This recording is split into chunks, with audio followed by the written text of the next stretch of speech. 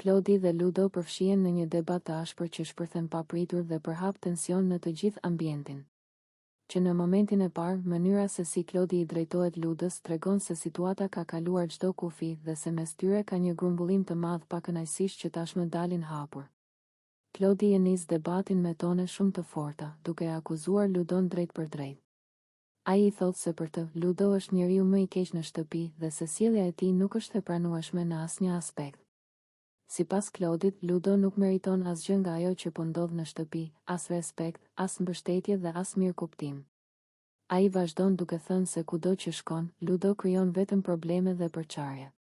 Klodi shprehet se Ludo gjithmonë përpiqet të luajë rolin e të drejtit, por në realitet, sipas tij, është personi që dëmton më shumë të tjerët me fjalët dhe veprimet e tij.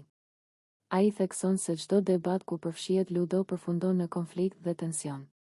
Toni i Klodit bëhet gjithnjë më agresiv, ndërsa ai përsërit se Ludo është njeriu më i keq që ka njohur aty brenda. Ai thotë se Ludo nuk ka asnjë vlerë si shok, si banor dhe si njeri. Sipas tij, Ludo vetëm sa shkatëron marrëdhëniet dhe prish qetësinë e të gjithëve. Ludo përpiqet të reagojë, por Klodi nuk e lë të flasë lehtë.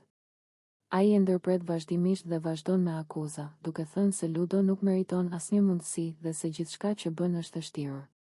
Klodi shprehet se Ludo sillet sikur është i fortë, por në të vërtetë, sipas tij, ai është i dobët dhe i pasinqert.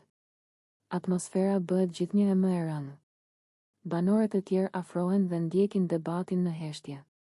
Disa duken të habitur nga ashpërsia e fjalëve të Klodit, ndërsa të tjerë ndihen të parehatshëm nga tensioni që ka mbushur dhomën. Askush nuk ndërhyn, pasi situata duket shumë e ndezur. Klodi vazhdon duke thënë se Ludo nuk ka bërë asgjë të mirë që nga fillimi dhe se gjithmonë ka vepruar me qëllime të këqija.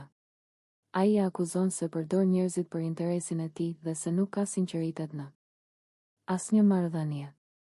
Sipas Klodit, Ludo vetëm sa manipulon situatat për të dalë vetë mirë. Ludo më në fund arrin të flasë dhe përpiqet të mbrojë veten, por Klodi nuk ndalet. Ai i thotë se fjalët e tij nuk kanë asnjë peshë dhe se askush nuk duhet t'i besojë.